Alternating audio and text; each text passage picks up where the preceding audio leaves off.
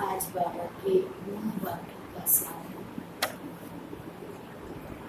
मीठे बच्चे,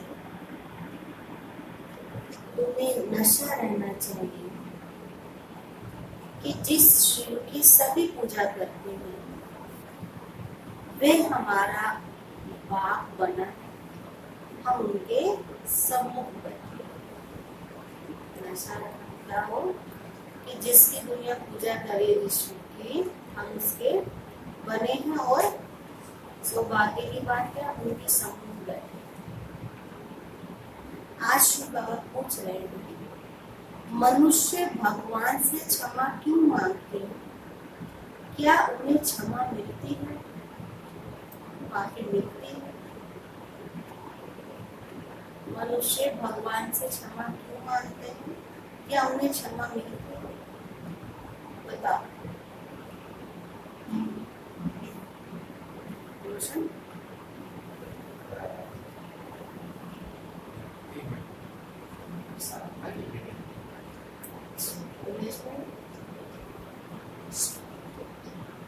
अच्छा नहीं।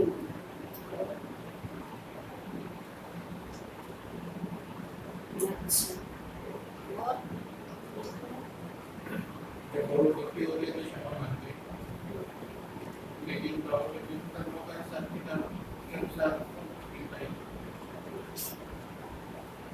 बाबा कहते हैं, मनुष्य समझते हैं हमने जो पाप कर्म किए हैं उसकी सजा भगवान धर्मराज से दिलाएंगे, इसलिए क्षमा मांगते हैं। लेकिन उन्हें अपने कर्मों की सजा कर्म भोग के रूप में भोगनी ही पड़ती है।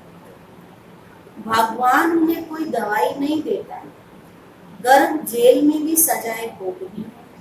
साक्षात्कार होता है कि तुमने ये किया, ईश्वरी डायरेक्शन पर नहीं चले और इसलिए ये सजा है। बाबा कहते हैं ना, तुम्हारे हर गलती की बाबा तुमको साक्षात्कार कराएगा और ये भी दिखाएगा कि मैंने तुम्हें यहाँ समझाने की कोशिश की, किन किन आत्माओं के द्वारा निमित्त बना जैसे भी, लेकिन तुमने नहीं माना तो उसका भी सजा है। बाबा कहते हैं प्रूफ सहित सजा देंगे। ऐसे नहीं कि कोई कहे मैंने तो किया ही नहीं, मुझे फिर भी दंड मिला। तो बाबा कहते बाबा के पास ऐसा नहीं।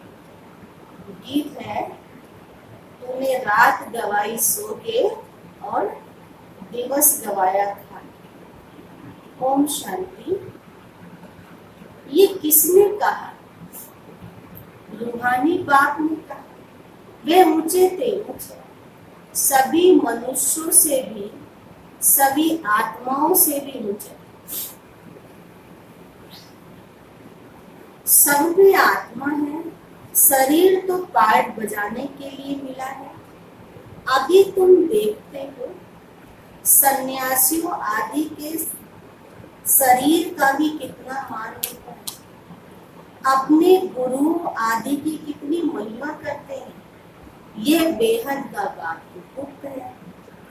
तुम बच्चे समझते हो शिव बाबा ऊंचे थे ऊंच है, उससे ऊंच कोई भी नहीं है। धर्मराज भी उनके साथ है, उनसे ऊंचा नहीं, क्योंकि भक्ति मार्ग में क्षमा मांगते हैं, एक भगवान क्षमा करेंगे। अब भगवान क्या करेंगे? यहाँ गवर्नमेंट तो जेल में डाल देगी, वह धर्मराज गर्भ जेल में डंडे देता है। भोगना भी भोगनी पड़ती है, जिसको कर्म भोग कहा जाता है। अब तुम बच्चे जानते हो कर्म भोग कौन भोगता है, क्या होता है? कहते हैं हे प्रभु माफ करो, दुख और सुख दे दो। अब भगवान कोई दवाई करते हैं क्या? वह तो कुछ कर ना सके, तब भगवान को क्यों कहते हैं? क्योंकि भगवान के साथ साथ वह धर्मराज भी है। बुरा काम करने से जरूर भोगना तो पड़ता है। गर्भ जेल में सजा भी मिलती है, साक्षात्कार सब होते हैं, बगैर साक्षात्कार सजा नहीं मिलती। गर्भ जेल में तो कोई दवाई आदि भी नहीं है, सजा भोग रहे हो कोई दवाई मिल जाए, नहीं है, वहाँ सजा भोगनी ही पड़ती है। जब दुखी होते हैं तब कहते हैं भगवान अब इस जेल से हमें बाहर निकालो। कभी दिखाते हैं ना, जब बच्चा जन्म लेता है तो क्या करता है, हुआ हुआ बोलता है, मैं हो गया, बाहर आ गया, मेरे मन में जो होगा मैं करूंगा। और ये कलयुगी ऐसे दिखाए है, रोते धोते जो बच्चे, सती का बच्चा कैसा होगा, श्री कृष्ण ने जब जन्म लिए तो कैसे दिखाए, रोते हुए हंसते हुए। तो वहाँ की हर चीज खुशी वाली होगी। यहाँ गर्म जेल है, वहाँ गर्म महल होगा, तो कितना फर्क है। तो बाबा कहते अभी तो तुम बच्चे किसके सामने बैठे हो, ये बताओ। किसके सामने बैठे, बाबा के सामने बैठे। और उमेश भाई धर्मराज के पास में, अच्छा। और टीचर के सामने, किसके सामने बैठे हो, हैं? अच्छा। और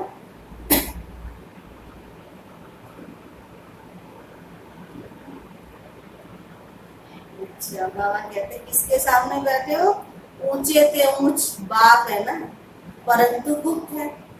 और सभी के तो शरीर देखने में आते, यहाँ शिव बाबा को तो अपना हाथ पांव आदि नहीं है, फूल आदि भी कौन लेगा, इनके हाथ से ही तो लेना होगा ना, अगर चाहे तो, परंतु कोई से लेते नहीं। चाहे तो ब्रह्मा बाप के थ्रू ले सकते हैं, लेकिन बाबा कहते लेते नहीं।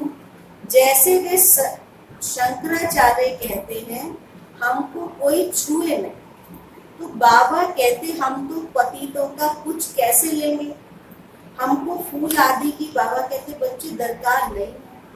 भक्ति मार्ग में सोमनाथ आदि के मंदिर बनते हैं, फूल चढ़ाते हैं, परंतु मुझे तो शरीर है नहीं, आत्मा को कोई छुएंगे कैसे। कहते हैं हम तो पतितों से फूल के कैसे लेंगे, कोई हाथ भी नहीं लगा सकता, पतितों को छूने भी नहीं देंगे। आज बाबा कहते कल फिर जाकर नरकवासी बन जाते हैं, तो ऐसे को तो देखे भी ना। बाबा कहते मैं तो ऊंचे पे ऊंच हूँ। इन सभी सन्यासी आदियों का ड्रामा अनुसार उद्धार करना है। मुझे कोई जानता ही नहीं है, शिव की पूजा करते हैं, परंतु उनको जानते थोड़ी हैं कि ये गीता का भगवान है और कहाँ आकर ज्ञान देते हैं। गीता में कृष्ण का नाम डाल दिया, अब कृष्ण ने ज्ञान दिया, बाकी फिर शिव क्या करते होंगे। तो मनुष्य समझते हैं वे आते ही नहीं। अरे पतित पावन कृष्ण को थोड़ी कहेंगे, पतित पावन तो मुझे कहते हैं। तुम्हारे में भी कोई थोड़े हैं जो इतना रिगार्ड रख सकते हैं। रहता कितना साधारण है, समझते हैं मैं इन साधुओं आदि का भी बाप, जो भी शंकराचार्य आदि हैं इन सब की आत्माओं का मैं बाप। शरीर के बाप जो हैं वह तो है ही है, मैं हूँ सभी आत्माओं का बाप। मेरी सब पूजा करते हैं, सभी वहाँ यहाँ सम्मुख बैठे हैं, परंतु सभी समझते थोड़ी हैं हम किसके सामने बैठे। आत्माएं जन्म जन्मांतर से देह अभिमान पर हारी हुई है, इसीलिए बाप को याद नहीं कर सकते। देह को ही देखते हैं, देही अभिमानी हो तो बाप को याद करे और बाप की श्रीमत पर चले। बाबा कहते मुझे जानने के लिए सब पुरुषार्थी, मुझे जानने के लिए सब पुरुषार्थी, अंत में पूरे देही अभिमानी बनने वाले ही पास होंगे, बाकी सब में जरा जरा देह अभिमान तो रहेगा। बाप तो मुक्त है, उनको कुछ भी नहीं दे सकते। बच्चियां शिव के मंदिर में जाकर समझ जा सकती हैं, कुमारियों ने शिव बाबा का परिचय दिया है, तो कुमार कुमारी दोनों ही जरूर है। कुमारों ने भी परिचय दिया होगा, माताओं को तो खास उठाते हैं क्योंकि उन्होंने पुरुषों से जास्ती सेवा की है। तो बच्चों को सर्विस का शौक होना चाहिए, जैसे उस पढ़ाई का शौक होता है। अगर किसी को लगन हो तो रात को भी जाग के पढ़ेगा, सुबह भी उठेगा पढ़ेगा। जहाँ लगन होती वहाँ टाइम भी निकल जाता है। तो बाबा कहते हैं रात को भी जाग कर पढ़ेगा। वह जिस्मानी या रूहानी, जिस्मानी पढ़ाई पढ़ेंगे, ये ड्रिल आदि सीखेंगे, मिलेगा कुछ। समझो अभी किसको बच्चा जन्मता है तो धूमधाम से उसकी छठी आदि मनाते हैं, परंतु वह पाएगा क्या? इतना समय ही नहीं है जो कुछ वह पा सके। यहाँ से भी जाकर जन्म लेते हैं, परंतु वह भी समझेंगे कुछ नहीं। यहाँ का बिछड़ा हुआ होगा तो जो सीख कर गया होगा उसी अनुसार छोटेपन में शिव बाबा को याद करता होगा। यह तो मंत्र छोटे बच्चे को भी सिखलाएंगे, वह बिंदु आदि तो कुछ समझेगा नहीं, सिर्फ क्या बोलेगा। छोटा बच्चा मुख से क्या बोलता रहता है, और तो बेचारे को कुछ समझ आता नहीं तो क्या बोलता, शिव बाबा करते रहेंगे। शिव बाबा को याद करो तो स्वर्ग का वर्षा पाएंगे। तो ऐसे उनको समझाएंगे तो वह भी स्वर्ग में आ जाएंगे, परंतु ऊंच पद पा नहीं सकेंगे। ऐसे बहुत बच्चे आते हैं, शिव बाबा करते रहते हैं, फिर अंत मते सुगति हो जाएगी। ये राजधानी स्थापन हो रही है। अब मनुष्य शिव की पूजा करते हैं, परंतु जानते थोड़ी हैं। जैसे छोटा बच्चा शिव शिव कहते हैं, समझते नहीं। यहाँ भी पूजा करते हैं, परंतु छोटा बच्चा जैसे शिव बाबा करता है, ऐसे यहाँ भी शिव की पूजा करते हैं, परंतु परिचय कुछ भी नहीं। तो उनको बतलाना चाहिए, तुम जिसकी पूजा करते हो वही ज्ञान का सागर, गीता का भगवान है, और वह हमको पढ़ा रहे। इस दुनिया में कोई मनुष्य नहीं जो कह सके कि शिव बाबा हमको राजयोग पढ़ा रहे। ये सिर्फ तुम बच्चे जानते हो, सो भी भूल जाते हो। भगवानोवाच, मैं तुमको राजयोग सिखाता हूँ। ये किसने कहा भगवानोवाच? काम महाशत्रु है, इस पर जीत पहनो। पुरानी दुनिया का संन्यास करो, तुम हठ योगी, हद के सन्यासी हो। वे शंकराचार्य और ये शिवाचार्य, वे हमको सिखलाता है। कृष्णाचार्य नहीं कहते, कह सकती, वह तो छोटा बच्चा है। सतयुग में ज्ञान की दरकार नहीं। जहाँ जहाँ शिव के मंदिर है वहाँ तुम बच्चे बहुत अच्छी सेवा कर सकते हो। शिव के मंदिर में जाओ, माताओं का जाना अच्छा है, कन्याएं जाएं तो उससे भी अच्छा है। अभी तो हमको बाबा से राज्य भाग्य लेना है। बाबा हमको पढ़ाते हैं और हम पढ़कर क्या बनेंगे?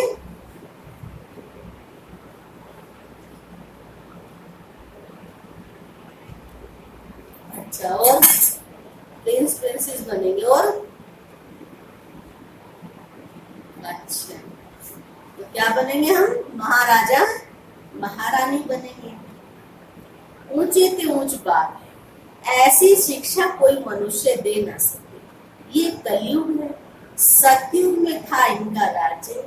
ये राजा रानी कैसे बने? किसने राजयोग सिखाया जो सतयुग के मालिक बने? जिसकी तुम पूजा करते हो वे हमको पढ़ाकर सतयुग का मालिक बनाते हैं। ब्रह्मा द्वारा स्थापना, विष्णु द्वारा पालना, पतित प्रवृत्ति मार्ग वाले ही पावन प्रवृत्ति मार्ग में जाते हैं। कहते भी हैं बाबा हम पतितों को पावन बनाओ, पावन बनाकर ये देवता बनाओ। वह हो गया पवित्र प्रवृत्ति मार्ग। निर्वर्ती मार्ग वालों का गुरु बनना ही नहीं, जो पवित्र बनते उनके गुरु बन जाते। ऐसे बहुत हैं जो कंपेनियन भी होते हैं, बेकारों के लिए शादी नहीं करते। तो तुम बच्चे ऐसी ऐसी सर्विस कर सकते हो। अंदर में शौक होना चाहिए, हम बाबा के सपूत बच्चे बन क्यों ना सर्विस करेंगे। पुरानी दुनिया का विनाश भी सामने खड़ा है। अब शिव बाबा कहते हैं कृष्ण तो हो ना सकता, वह तो एक बार ही आता है। एक बार भी कब आता है? कलयुग के अंत में। बोलो भाइयों बहनों। हाँ, संगम रूप पे आता है ना कृष्ण जी। अच्छा, और किसको पूछ रहे हो? और बताओ कौन कौन है लाइन पे?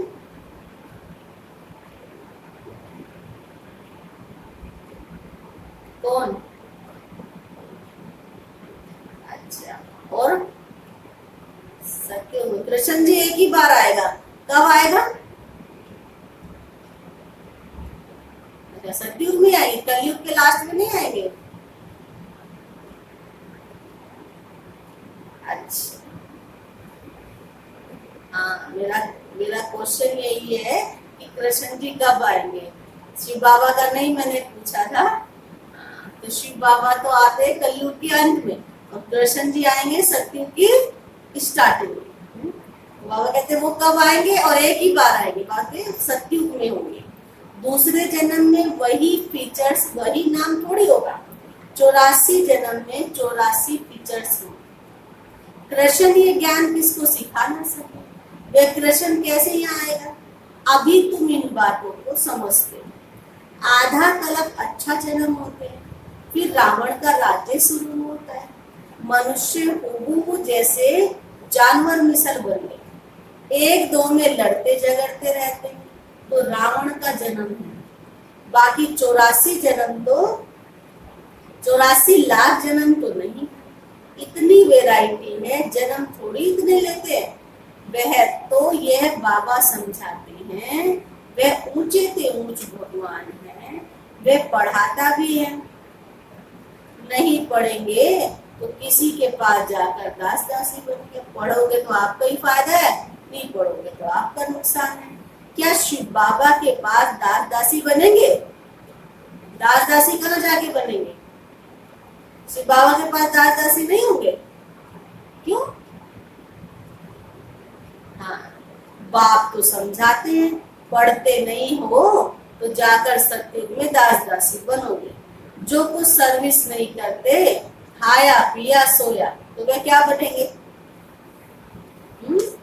बुद्धि, हाँ, बुद्धि में आता है ना क्या बनेंगे।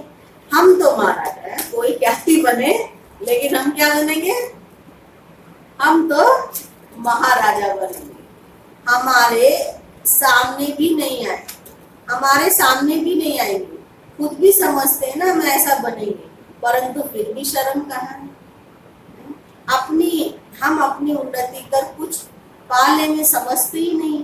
तभी तो बाबा कहते ऐसे मत समझो हम ये ब्रह्मा कहता है, हमेशा समझो हमको शिव बाबा समझा रहे हैं। शिव बाबा का रिगार्ड रखना है ना, उनके साथ धर्मराज भी है, नहीं तो धर्मराज के डंडे बहुत खाओगे। कुमारियों को तो बहुत होशियार होना चाहिए, ऐसे थोड़ी यहाँ सुना भाग गई और खत्म खलास। भक्ति मार्ग की कितनी सामग्री है। बाबा कहते विश्व छोड़ो स्वर्गवासी बनो, ऐसे ऐसे स्लोगन बनाओ, बहादुर शेरनिया बनो। कौन हो सारे? वैसे तो बाबा ने कुमारियों के लिए कहा है, लेकिन आप सब भी कौन हो? जिसने जीवन में प्योरिटी को धारण कर लिया वो कौन बन गई? बहादुर शेरनी है। आज इस नशे में रहना तो बेहद का बाप मिला है, फिर क्या परवाह है। गवर्नमेंट धर्म को ही नहीं मानती है ना फिर मनुष्य से देवता कैसे बनाएंगे? तो वह मनुष्य से देवता कैसे बनाएंगे? बाबा कहते हम कोई भी धर्म को नहीं मानते, हमको सबको हम एक ही बात समझाते हैं, फिर ये लड़ते झगड़ते क्यों हैं? झूठ तो झूठ, सच की रत्ती भी नहीं है उनके पास। तो पहले ईश्वर सर्वव्यापी से ही झूठ शुरू होती है। सबसे पहले झूठ कहाँ बोली? भगवान सबके अंदर है। अच्छा, भगवान सबके अंदर है, फिर कहेंगे भगवान है ही नहीं, तो तो सबसे पहले झूठ की स्टार्टिंग ही बाबा कहते हैं यहाँ से करें। हिंदू धर्म को कोई मानता ही नहीं, क्रिश्चियंस का अपना धर्म चलाया, क्योंकि पूछो ना हिंदू धर्म किसने स्थापन किया, तो उन्हें स्थापक का ही नहीं पता है। तो क्रिश्चियन धर्म का अपना चला है, वे अपने को बदलते ही नहीं। यहाँ एक ही धर्म है जो अपने धर्म को बदल हिंदू कह देते हैं, और फिर नाम कैसे कैसे रखते हैं। धर्म बदलते ही हिंदू वाला कैसे कैसे नाम रखता, श्री श्री फलाना। अभी श्री अर्थात श्रेष्ठ कहाँ है, कहते हैं ना श्रीमान श्रीमती, वो कहते कहाँ है, श्रीमत भी किसी की नहीं। यह तो उनकी बुद्धि आयरन एजेंट मत है, उनको श्रीमत कैसे कह सकते हैं। जो दूसरों की मत पे, मनुष्य की मत पे ही चले, उसे श्रीमत कैसे कह सकते हैं। अभी तुम कुमारियां खड़ी हो जाओ तो कोई को भी बाबा कह रहे समझा सकती हो, परंतु अब कौन सी कुमारी समझा सकती है वो भी बाबा बता रहे हैं, परंतु योग्य अच्छी होशियार बच्चियां चाहिए। अच्छा, तो होमवर्क मिल गया आज तो। बाबा कह रहे अच्छी कुमारी होगी, होशियार होगी तो किसी को भी समझाएगी श्रीमत क्या है, हिंदू धर्म वास्तव में किसने स्थापन किया। ये छोटी छोटी बातें हैं, जो समझे तो वो विश्व का मालिक बन सकते हैं। अच्छा, मीठे मीठे सीखी लदे बच्चों प्रति माता पिता बाप दादा का याद प्यार गुड मॉर्निंग। रूहानी बाप की रूहानी बच्चों को नमस्ते, रूहानी बच्चों की रूहानी बाप को नमस्ते। धारणा के लिए सार है, तो आज बाबा ने 2-3 बातें जो बताई। पहला बाबा बता रहे हैं अपनी उन्नति करने के लिए बाप की सर्विस में तत्पर रहना है। सिर्फ खाना पीना सोना ये है पद गवाना। जैसे कहते हैं ना भाई, जिसका खा रहे हो उसका गुणगान तो करो। बाबा के भंडारे से ही सब खा रहे हो, तो ये देखो कि क्या हम बाबा का गुणगान कर रहे हैं, बाबा की महिमा कर रहे हैं, दूसरों को परिचय दे रहे हैं। जैसे अंदर सेवा के लिए बाबा ने कहा मंदिरों में जाओ, माताएं ब्लेस्ड है, कुमारियां उससे भी अच्छी है, लेकिन अभी तो हम जा नहीं सकते बाहर जाके। लेकिन बाबा कहते सबसे बड़ी सेवा घर बैठे जो कर सकते हैं वो कौन सी सेवा है? कौन सी?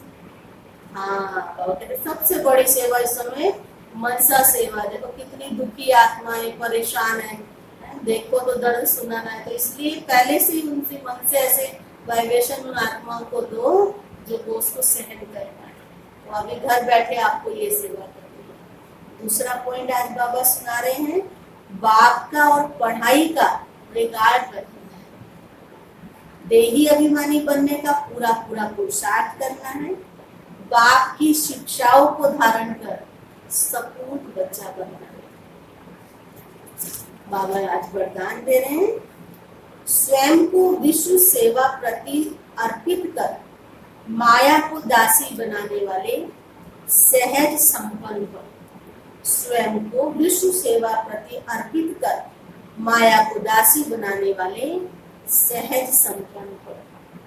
कैसे यूज करें इसको, इसकी डिटेल है।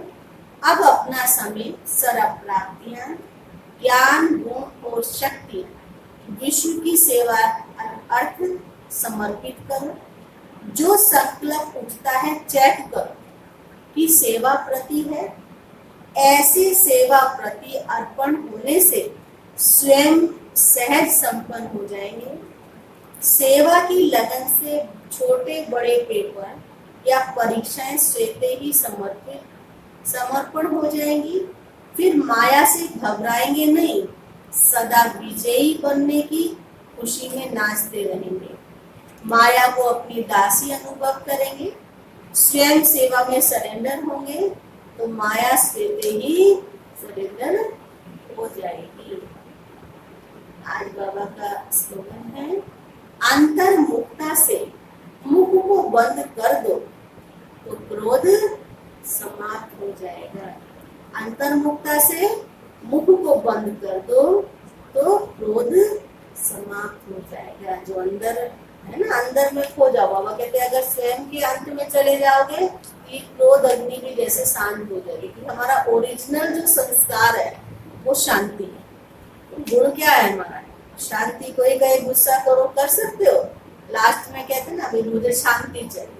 तो जो ओरिजिनल गुण है उसे सामने रखो, जो हमारी बाहर की चीजें उसे छोड़ देंगे तो क्रोध अग्नि हमारी समाप्त हो जाएगी। ओम शांति।